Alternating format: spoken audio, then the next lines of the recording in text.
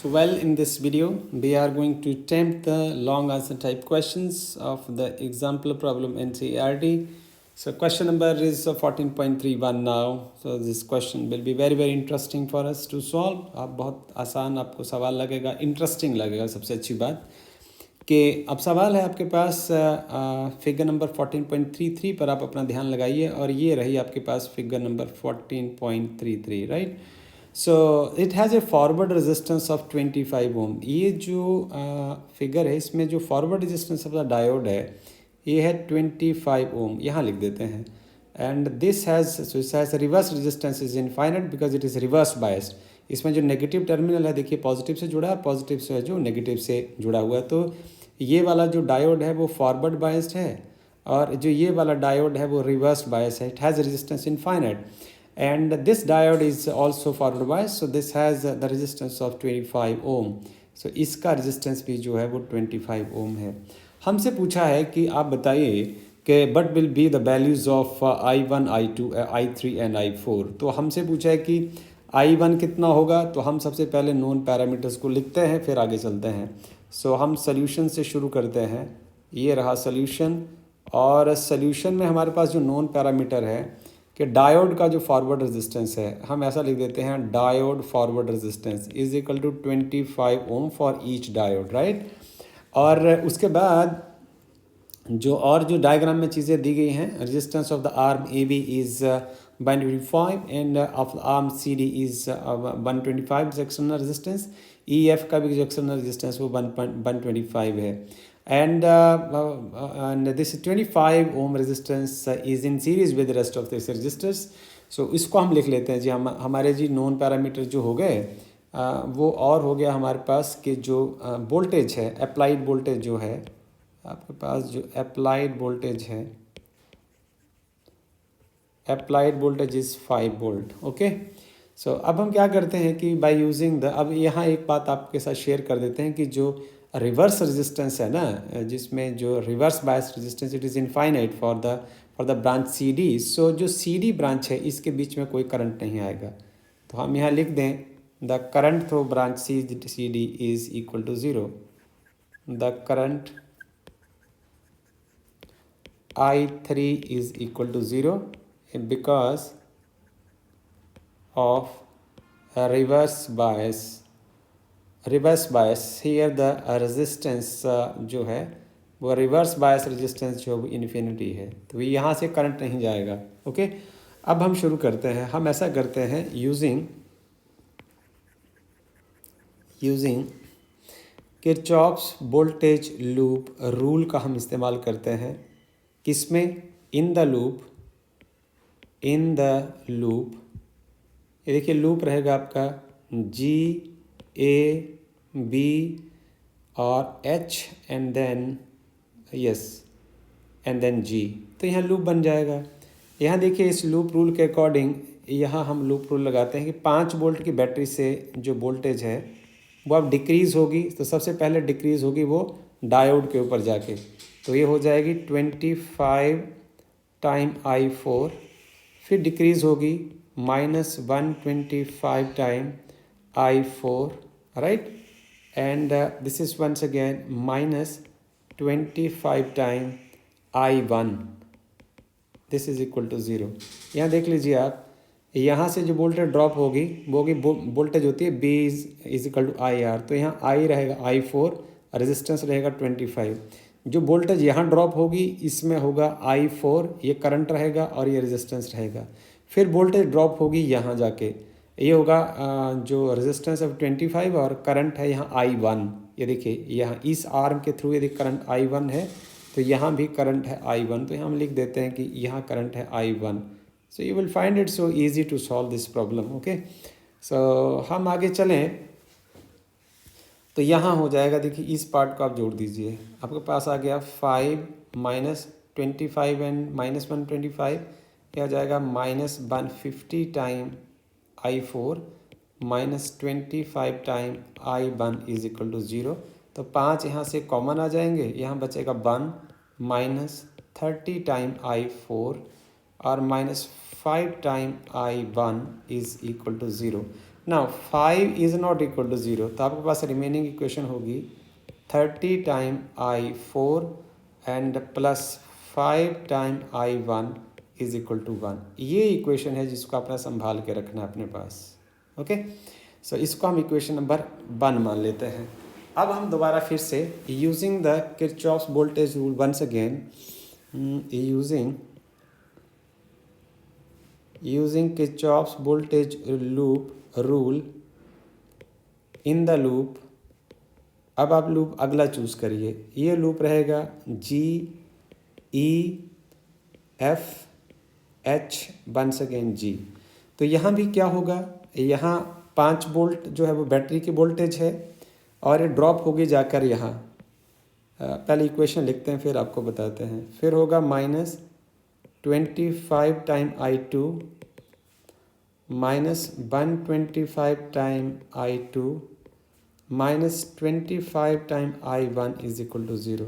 तो ये होगा 5 -150 time I2 -25 time I1 is equal to 0। और यहाँ से आप कॉमन लेंगे वो ही 5, यहाँ बचेगा 1 -30 time I2 -5 time I1 is equal to 0. So 5 is not equal to 0. You have the same equation once again. This is 30 time I4, okay, plus 5 time I1, and this is equal to 1.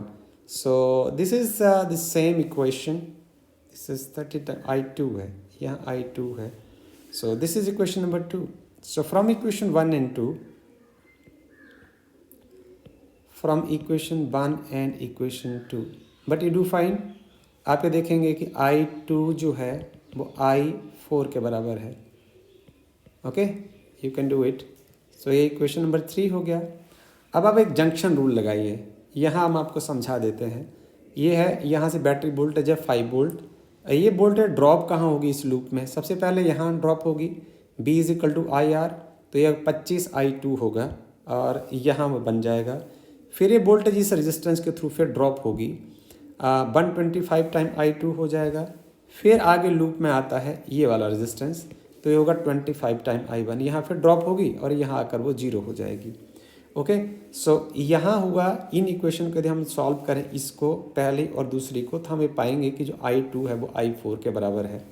Now आगे हम चलते हैं using junction rule, using junction rule. अब हम junction rule का इस्तेमाल करते हैं एट पॉइंट E। तो यहाँ आप देखेंगे कि जो I1 है ना वो I2 प्लस I3 और प्लस I4 के बराबर है, ठीक है। But current through I3 is equal to 0, तो ये तो रह गया जस्ट I2 प्लस I4। अब ये इक्वेशन नंबर 3 आपको ये बता रही है कि I2 is equal to I4 के बराबर है, तो आप यहाँ लिख सकते हैं I1 is equal to I2 plus I4 भी I2 के बराबर है, तो यह आ जाएगा 2 टाइम I2। तो कॉमा आपके पास रिलेशन क्या बना, I1 is equal to 2 time I2 है। Okay, so now you can use this in equation number 2, using in equation 2।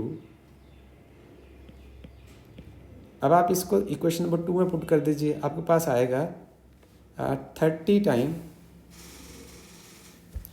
we'll find it at 30 time I2 plus 5 time I1 की जगह आप 2I2 put कर दीजिए, ये आएगा 1 के बराबर। ये आएगा 30 time I2 plus 10 time I2 is equal to 1।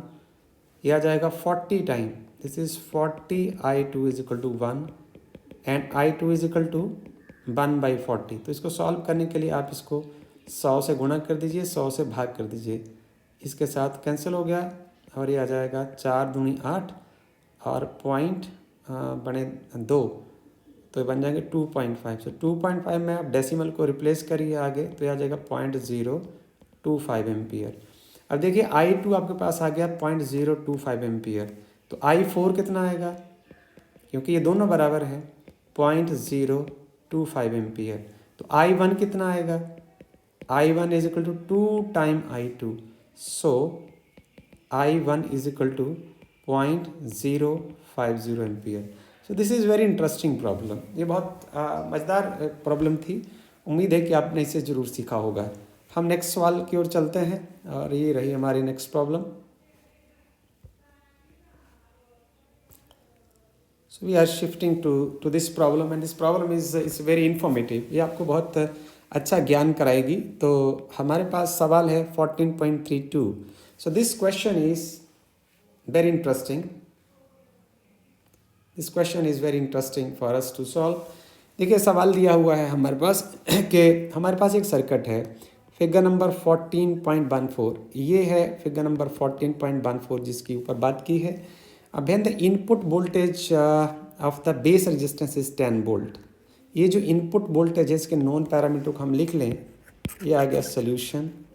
So solution में हम लिख सकते हैं कि जो हमारी इनपुट वोल्टेज है जिसको हम कॉमन एमिटर कॉन्फ़िगरेशन में बी लिख सकते हैं, this is equal to 10 volt and B E is equal to 0। B कहाँ होती है ये हम इसको एक्सप्लेन करते हैं लिखने के बाद।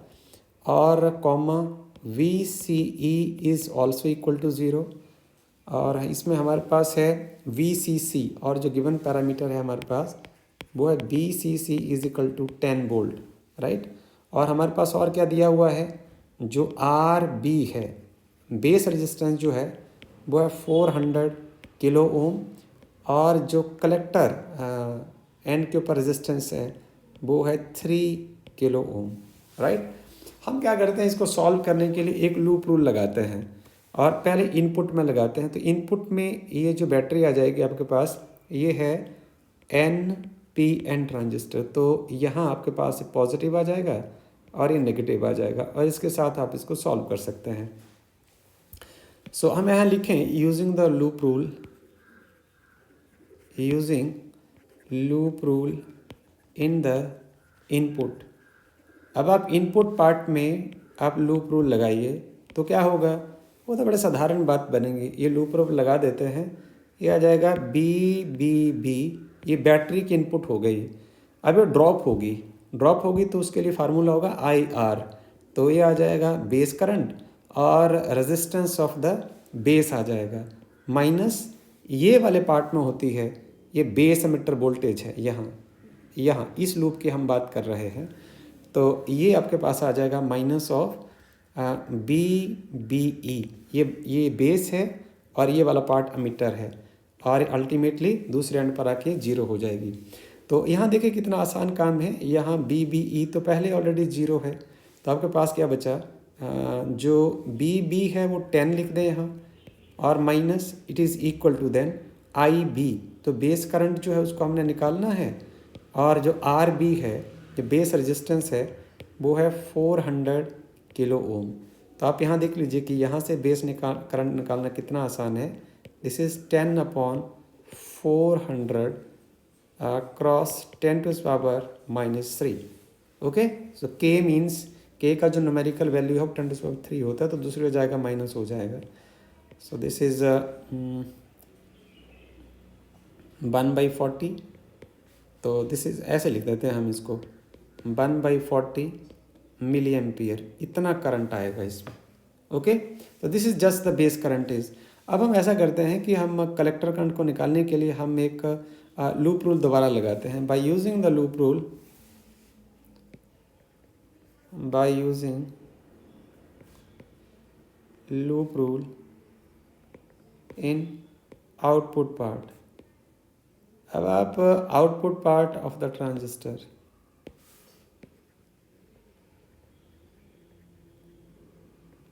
ये आप ट्रांजिस्टर के आउटपुट पार्ट में यदि आप लूप रूल को लगाते हैं तो आपको पता है कि इसमें क्या फार्मूला बनता है। बी सी सी जो है बैटरी वोल्टेज है जो कि 10 वोल्ट है, minus I C R C minus B C E is equal to 0। यहाँ समझ लीजिए ये होगा बी सी सी, इसको आप यहाँ लगा दीजिए एंड रिवर्स, इसको अपना रिवर्स बायस बनाना है ना, तो इसको हम ऐसे बना देते हैं। तो इसको आप ऐसा करके रखेंगे और इसको आप ऐसा जोड़ देंगे और नेगेटिव जो पॉजिटिव के साथ जुड़ा होना चाहिए, कुछ इस तरीके से बन जाएगा। अब ये आ जाएगा बी सी सी। ओके, सो जो बी सी सी है minus I C R C, this is B C C is 10 volt. So B C C is 10 volt minus I C R C.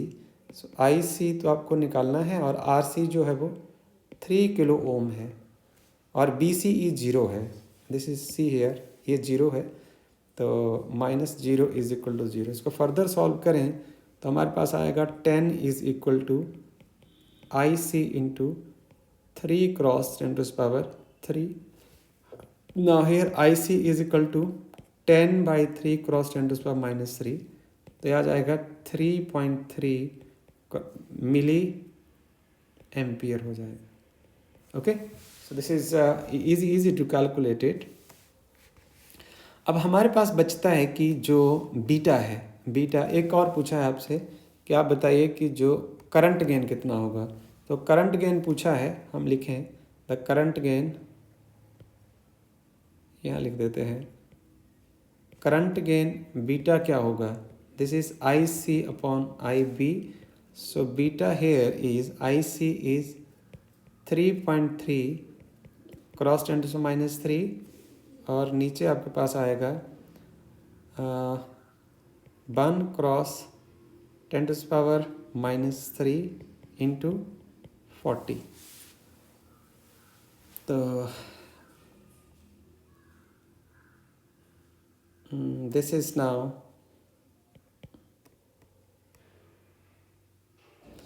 this is now 10⁻³ से cancel हो जाएगा और ये आ जाएगा आपके पास 33। इसको हटा दीजिए बटा 10 हो जाएगा तो ये 4 × 12, 4 × 12 और 1 13। So beta is nearly 132। So I think it is so easy to solve this problem also. Now we will move ahead for the another problem. अब ये जो प्रॉब्लम है थोड़ा टेक्निकल सी है और बड़ी इंटरेस्टिंग और सिंपल है, तो आप यहाँ ध्यान दें ज़रा, इसको हम कैसे सॉल्व करेंगे। This is now problem number 14.33, how to solve this problem. So this is very informative for your competitive examination to solve this question so quick. So I would like to explain it like that. हमारे पास जो सवाल है कि draw the output signal. अब C1 और C2 में ये आपको बताना है कि आउटपुट सिग्नल क्या होंगे। Okay, in a given combination of gates, इस कम्बिनेशन ऑफ गेट्स में ये जो C1 और C2 क्या होंगे और ये इसकी इनपुट दी हुई है। तो सबसे पहले हम फर्स्ट पार्ट को आपके साथ सॉल्व करते हैं। देखिए ये वाला जो गेट है ना, ये वाला जो गेट है ये नैंड गेट है। एंड को आपने नोट किया है, ये भी एंड गेट है और ये भी नैंड गेट है। ये सारे नैंड गेट है और ये भी नैंड गेट है। This is a collection of NAND gates. अब आप यहाँ ज़रा ध्यान दें, हमने आपको एक ट्रिक बताया था अपने वीडियो में कि जब आप नैंड गेट का इस्तेमाल करते हैं तो आपने उसको ऐसे करना है, NAND और O लगा देना साथ में, नंदू बना देना इसको। तो यहाँ फर्स्ट N का मतलब एक सिंगल यदि नैंड गेट होगा तो नॉट गेट का काम करेगा। दूसरे नंबर पर जो है 1 2 3, जो दूसरे नंबर वाला एंड गेट है, यदि आप 2 नैंड गेट लगाएंगे ये नैंड गेट की संख्या होगी तो ये एंड गेट की तरह बिहेव करेगा। और यदि आप 3 नैंड गेट बनाएंगे तो O मतलब ये और गेट की तरह काम करेगा। तो आप यहाँ देखें कि इस रीजन तक यहाँ 3 नैंड गेट हैं। इसका मतलब इस पॉइंट तक इसकी जो आउटपुट होगी वो होगी A+B। ओके, और जब सिंगल आपके पास आगे नैंड गेट है तो नॉट गेट का काम करेगा, तो C1 जो होगा वो होगा A+B bar. So now how easy is this to use it. अब देखें कि कितना आसान है। हम यदि इसको C1 को बनाने की कोशिश करें तो आप देखें इसको हम कैसे इसका टेबल बनाते हैं। तो हमारे पास ये रहेगा, हम लिख दें इसको A, इसको हम लिख दें B।